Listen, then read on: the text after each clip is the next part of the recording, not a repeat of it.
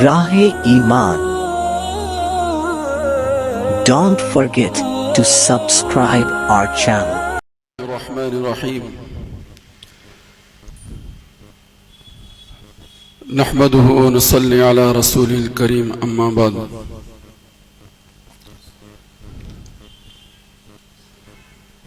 فاعوذ بالله من الشیطان الرجیم. بسم اللہ الرحمن الرحیم. کل نفس ذائقۃ الموت. صدق اللہ العظیم. اللهم صل على سيدنا مولانا محمد وعلى آل سيدنا مولانا محمد وبارك وسلم. اللهم صل على سيدنا مولانا محمد وعلى آل سيدنا مولانا محمد وبارك وسلم. اللهم صل على سيدنا مولانا محمد وعلى آل سيدنا مولانا محمد وبارك وسلم.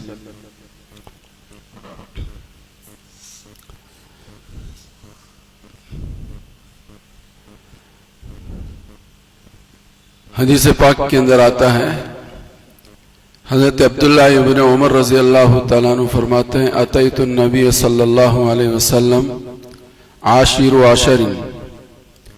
میں حضور کی خدمت میں پہنچا اور ہم 10 لوگ تھے، 10 میں کا میں ایک تھا، 10واں تھا. فقام الرجل من الانصار. ایک انصاری آدمی کھڑا ہوا ہم میں کا، اور اس نے حضور علیہ الصلوۃ والسلام سے سوال کیا، من اکیس الناس واحزم الناس. یا نبی اللہ، من اکیس الناس واحزم الناس. اے اللہ کے نبی، لوگوں میں سب سے زیادہ عقل مند آدمی کون ہے؟ اور لوگوں میں سب سے زیادہ اعتدال پر رہنے والا اور محتاط آدمی کون ہے؟ یہ سوال کیا انصاری صحابی نے حضور علیہ الصلوۃ والسلام سے. تو سرکار نے اس کے جواب میں فرمایا، اکثرہم ذکرا للموت واکثرہم استعدادا للموت. کہ دنیا میں سب سے زیادہ عقل مند آدمی اور محتاط آدمی اور اعتدال والی سیدھے راستے پر گزارنے والا، زندگی گزارنے والا وہ شخص ہے جو اپنی موت کو خوب کثرت سے یاد کرتا ہو. اکثرہم ذکرا للموت. اپنے مرنے کو، اپنے اس دنیا کے چھوڑنے کو اور دنیا کی چیزوں کو چھوڑنے کو، اس دنیا سے نکل کر آخرت میں جانے کو جو آدمی خوب کثرت سے یاد کرتا ہے، سرکار نے فرمایا، ہم اکیس الناس. لوگوں میں سب سے زیادہ عقل مند آدمی ہوا ہے، ہوشیار اور سمجھدار آدمی ہے، اور وہ احزم الناس ہے، یعنی بہت ہی اعتدال پر اس کی زندگی ہے، محتاط زندگی ہے، کہ جو موت کو خوب کثرت سے یاد کرتا ہو. اور پھر فرمایا استعدادا للموت، کہ کثرت کے ساتھ موت کو یاد کرنے کے ساتھ ساتھ مرنے کے بعد کی زندگی کی تیاری بھی کرتا ہے. استعدادا للموت. فرمایا کہ وہ آدمی دنیا کا سب سے بڑا ہوشیار، سب سے بڑا عقل مند، سب سے بڑا محتاط اور اعتدال کی زندگی گزارنے والا آدمی ہے. حضور نے فرمایا، اولئک هم الاکیاس. بس یہ لوگ ہیں عقل مند. ذهبوا بشرف الدنیا وکرامت الآخرہ. کہ جو دنیا میں ایسے لوگ ہیں وہ دنیا کی شرافت اور آخرت کی عزت لے اڑتے ہیں. یہی لوگ ہیں جو دنیا کی شرافت کو بھی حاصل کرتے ہیں اور آخرت کی عزت بھی حاصل کر کے اس دنیا سے رخصت ہوتے ہیں. دنیا میں ایک حقیقت ہے موت، اور دنیا کی ساری چیزوں کے مقابلے میں سب سے زیادہ یقینی کوئی چیز ہے تو موت ہے.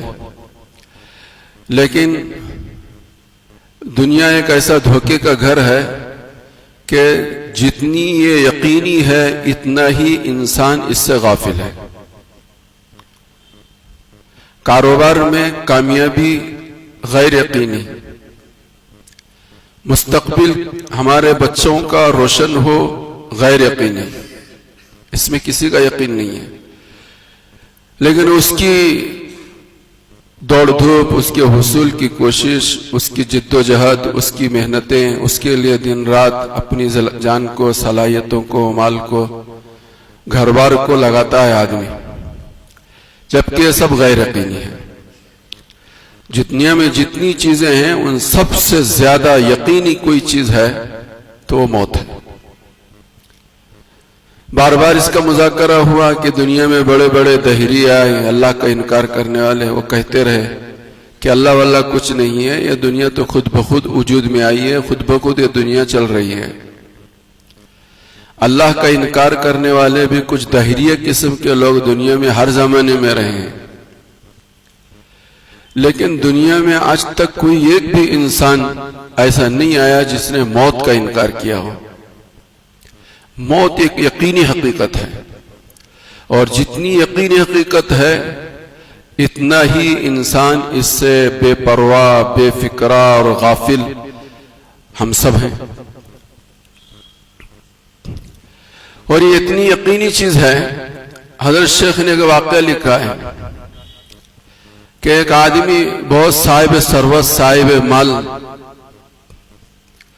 جس کا شاندار محل اس نے بنایا، اور اس شاندار محل کے اندر خوب سامان اکٹھا کیا اور خوب تیاری کی. اعزاء و اقربا، رشتہ دار، دوست احباب، ملنے جلنے والے، اور سب کو اس نے دعوت دی. دعوت کا وقت قریب آیا تو لوگ دسترخوان پر آ رہے تھے اور اپنا اپنا حصے کا کھانا تناول کر رہے تھے. یہ ایک پیر کو کھڑا کر کے اس پیر پر پیر رکھ کر بیٹھ کر گیا سارا منظر دیکھتے ہوئے، اور یہ سوچ رہا تھا کہ میرے پاس اتنا سامان اکٹھا ہو گیا ہے کہ ایک لمبے زمانے تک مجھے کسی چیز کی خریدنے کی ضرورت نہیں. اتنا ساز و سامان میرے پاس اکٹھا میں نے کر لیا ہے. اور لوگ دسترخوان پر کھانا میں مشغول تھے، اور یہ اس کے دل میں یہ ذہن میں بات آئی. اچانک ایک پھٹے پرانے لباس کے اندر ایک فقیر اس مالدار صاحب ثروت کے دروازے پر پہنچا اور خوب زور سے دستک دی. اس کے خادم اور غلام دوڑے دوڑے پہنچے کہ کون آیا ہے دیکھنے کے لیے. تو دیکھا تھا پھٹے پرانے میں اور ایک جھولا لٹکائے ہوئے ہے. اس نے کہا کہ تم اپنے آقا کو بلاؤ، میں بلا رہا ہوں کو. تو اور تیری حقیقت یہ مونگ اور مسور کی دال، تیرے بلانے پر ہمارا آقا اپنے مسند سے اٹھ کر تیرے پاس آئے، تیری حقیقت کیا ہے؟ اس نے کہا جاؤ تم اپنے آقا سے کہو کہ میں بلا رہا ہوں. پھر یہ خادم اس کے غلام جو تھے بادشاہ اپنے آقا کی خدمت میں پہنچے اور یہ ساری داستان سنائی. کیسے پھٹے پرانے لباس میں ایک آدمی ہے، جھولا لٹکائے ہوئے ہے اور وہ آپ کو طلب کر رہا ہے. تو بادشاہ نے کہا کہ تم نے اس کی اس بیجا بات پر اسے مزہ نہیں چکایا. یہ بات گفتگو ہو ہی رہی تھی، پہلی مرتبہ سے زیادہ زور سے پھر اس نے دستک دی، کیواڑ بجائے. تو پھر وہ جو اس کے خادم تھے، غلام تھے، پھر دوڑے دوڑے پھر آئے، اور آتے ہی انہوں نے کہا کہ جا کے کہو اپنے آقا سے کہ میں ملک الموت ہوں. ان کے حواس اڑ گئے، ان غلاموں کے حواس اڑ گئے، اور جا کر آقا سے یہ کہا کہ وہ تو یہ کہہ رہے ہیں کہ میں ملک الموت ہوں. تو اس آقا کے پیروں تلے سے زمین کھسک گئی. یہ گفتگو ہو ہی رہی تھی کہ وہ فقیر خود ہی آ گئے اندر. خود ہی آ گیا اور وہ کہنے لگ گیا آقا کہ سب کچھ لے لو، اس کے عوض میں کسی اور کی جان لے لو اور مجھے فدیے میں چھوڑ دو، مجھے فدیے میں چھوڑ دو۔ تو اس آنے والے فقیر نے کہا کہ جو کرنا ہے جلدی کر لے، میں تو تیری جان لیے بغیر یہاں سے نہیں جاؤں گا، جو کرنا ہے جلدی کر لے۔ اس آقا نے اپنے سارے ساز و سامان کو اکٹھا کیا اور ساز و سامان کو، مال و دولت کے انبار کو مخاطب کر کے کہا تو ہی ایسی چیز ہے کہ جس نے مجھے ایسا مشغول کر دیا کہ میں یکسوئی کے ساتھ اپنی رب کی عبادت نہ کر سکا، تیری وجہ سے میں اپنے رب کی یکسوئی کے ساتھ عبادت نہیں کر سکا، تم پر لعنت ہو۔ اس ساز و سامان پر و مال و دولت پر وہ آقا لعنت بھیجنا شروع کر دیا۔ اللہ نے قوت گویائی عطا فرمائی خزانے کو، اس کے مال و دولت کو، اسباب کو قوت گویائی عطا۔ اللہ کی قدرت تو اللہ کی قدرت ہے۔ اس اسباب نے، اس مال و دولت نے پلٹ کر اپنے اس مالک سے کہا کہ میں ہی وہ چیز ہوں کہ جس کی وجہ سے تو بادشاہوں کے دربار میں ایسے وقت جاتا تھا کہ جب کہ نیکوکار لوگوں کو اس وقت وہاں سے ہٹا دیا جاتا تھا اور تو وہاں پہنچ جایا کرتا تھا، میری وجہ سے جاتا تھا۔ میں ہی وہ چیز ہوں کہ جس کی وجہ سے تو دنیا کا لطف اور مزہ اڑایا کرتا تھا، عیش و آرام کی زندگی گزارا کرتا تھا۔ اگر تو صحیح جگہ پر ہمیں خرچ کرتا تو آج تیرے کام آتے، بجائے کہ ہم پر تو لعنت کرے تو اپنے آپ پر لعنت کر، یہ کہنا تھا۔ اور اس کہنے کے بعد ملک الموت نے اس کی روح قبض کر لی۔ تو ایک حقیقت ہے اور یقینی حقیقت ہے، یہ موت ایک ایسی چیز ہے۔ ہم اور آپ دیکھ رہے ہیں کہ دن بدن نوجوان اس دنیا سے رخصت ہو رہے ہیں۔ ابھی ہمارے شہر کی کارگزاریوں میں یہ بات ملی کہ بہت بڑی جائیداد انہوں نے خریدی اور اس کی اوپننگ تھی شام میں، اور صبح اس دنیا سے رخصت ہو گیا۔ ہمارے شہر صبح سویرے ہو، شام میں اوپننگ تھی، صبح چلا گیا۔ تو موت ایک حقیقت ہے۔ تو سرکار مدینہ محمد عربی صلی اللہ علیہ وآلہ وسلم نے یہ فرمایا کہ دنیا کا سب سے بڑا عقل مند آدمی وہ ہے جو اپنی موت کو کثرت سے یاد کرے اور اس کی تیاری کرے۔ یہی وہ لوگ ہیں عقل مند کہلائے جانے کے لائق ہیں، اور یہ دنیا کا شرف اور آخرت کی عزت لے کر دنیا سے رخصت ہونے والے ہیں۔ اور جو لوگ آخرت کی تیاری کرتے ہوئے دنیا میں جیتے ہیں، وہ اس کے منتظر رہتے ہیں، اس کے متمنی رہتے ہیں کہ وقت کب آئے کہ ہم اپنے رب سے، اپنے خالق اور مالک سے ملاقات کریں اور حضرت محمد رسول اللہ صلی اللہ علیہ وسلم کی زیارت سے مشرف ہوں۔ جو لوگ دنیا میں موت کو یاد کرتے ہوئے موت کی تیاری کے ساتھ دنیا میں جیتے ہیں، تو وہ تو اس انتظار میں رہتے ہیں کہ وہ وقت، وہ گھڑیاں کب آئے۔ چنانچہ واقعات بارہا آپ حضرات سنتے رہتے ہیں۔ غزوہ موتا ایک غزوہ ہے، ایک جنگ ہے۔ سرکار مدینہ محمد عربی صلی اللہ علیہ وآلہ وسلم کے زمانے میں سرکار نے اپنا ایک پیغام دے کر ایک صحابی کو بھیجا تھا، تو جہاں پہنچایا گیا تھا وہ خط انہوں نے ان کے ساتھ ان کو شہید کر دیا، جس کے نتیجے میں سرکار مدینہ محمد عربی صلی اللہ علیہ وسلم نے 3000 کا لشکر تیار کیا تھا۔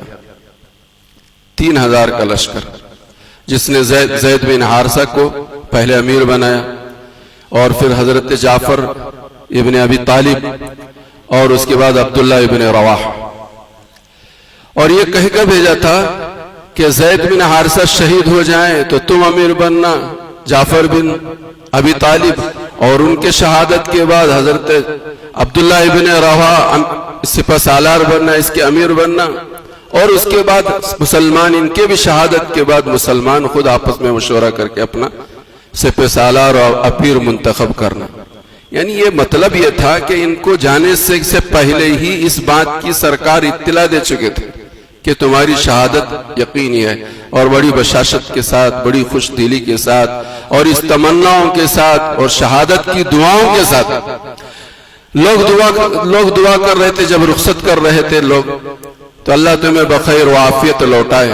تو حضرت عبداللہ ابن نے کہا کہ تم بخیر و عافیت لوٹنے کی دعا کر رہے ہو، ہم تو یہ تمنا کر رہے ہیں کہ میرے سر پر ایسے زوردار تلوار پڑے کہ میرا سر دو ٹکڑے ہو جائے، میرے پیٹ میں ایسا نیزہ چلے کہ وہ نیزہ جو ہے، وہ تیر جو ہے، میری آنتوں کو اور میرے کلیجے کو چیرتا ہوا باہر نکلے.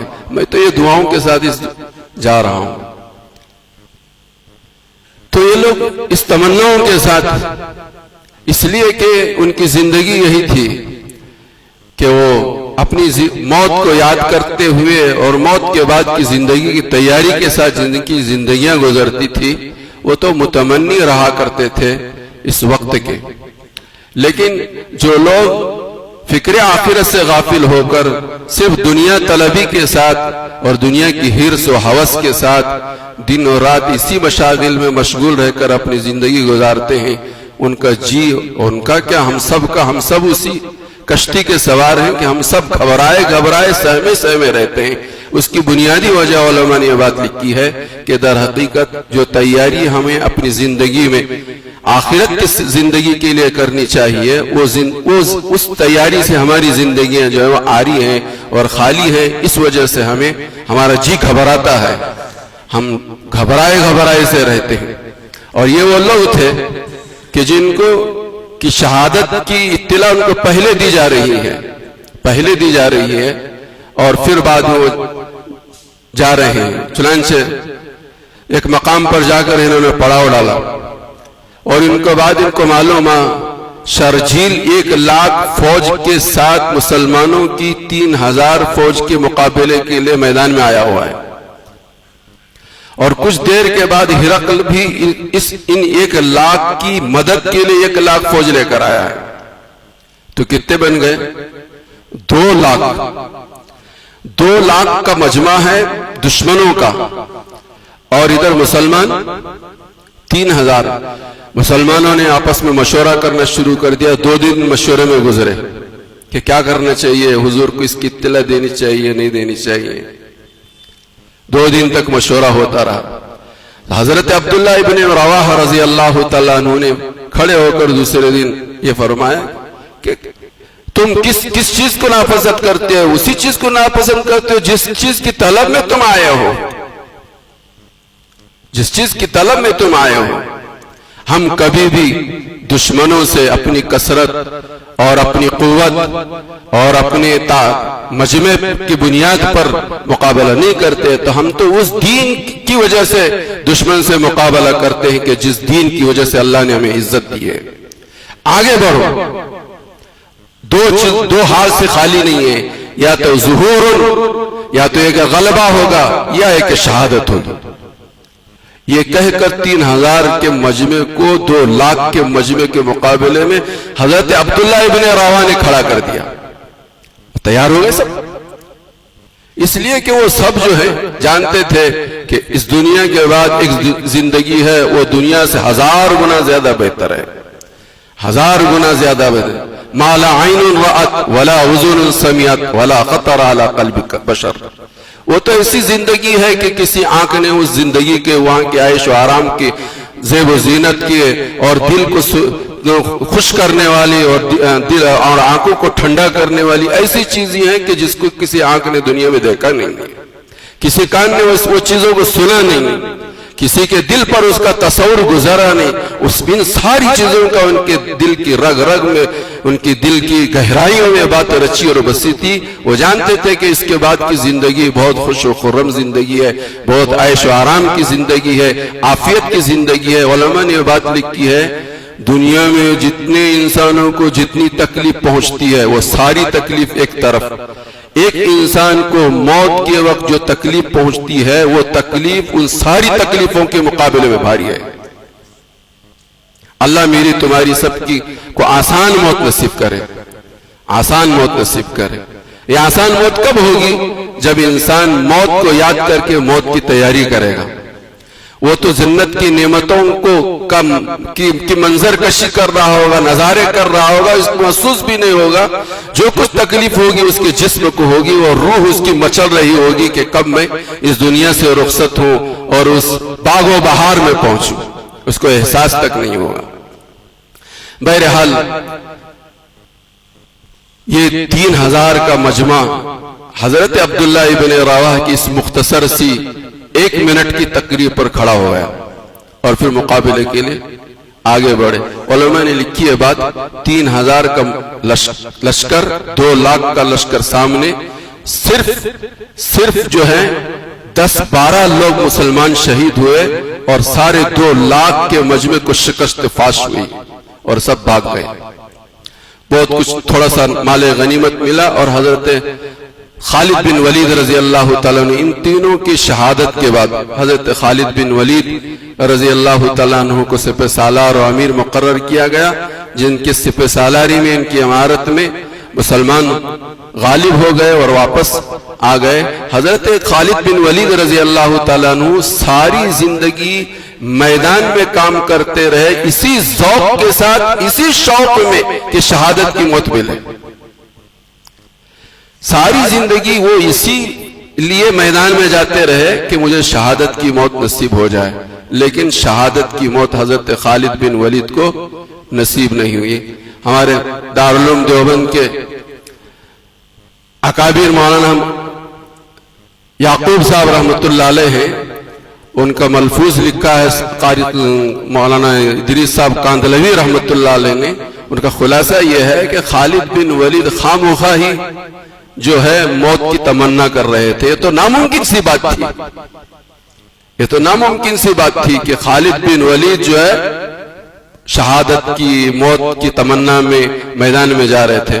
فرمایا کہ جذب میں آ کر انہوں نے کہا کہ حضرت محمد رسول اللہ صلی اللہ علیہ وسلم نے حضرت خالد بن ولید کو یہ کہا تھا کہ یہ سیف اللہ ہے، اللہ کی تلوار ہے، بھلا اللہ کی تلوار کو کون توڑ سکتا ہے؟ یہ تو ناممکن چیز ہے، ناممکن چیز ہے۔ بہرحال لوگ شہادت کے شوق میں اور ذوق میں ساری زندگی وہ لگاتے رہے، لیکن ہر ایک انسان کی اپنی اپنی موت کا وقت طے ہے، جس کو جب مرنا ہے، جس جگہ مرنا ہے، جہاں مرنا ہے، ایسے ہی اسی وقت مرے گا، اس سے پہلے کوئی نہیں مرے گا۔